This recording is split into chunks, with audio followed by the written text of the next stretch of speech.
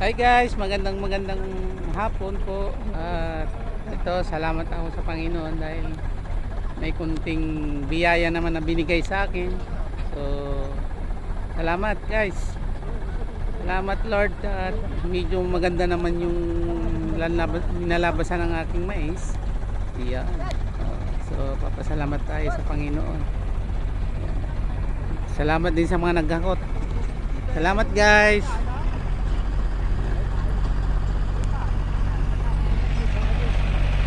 Yan. Ito, kasali pa ito, mga kasamahan.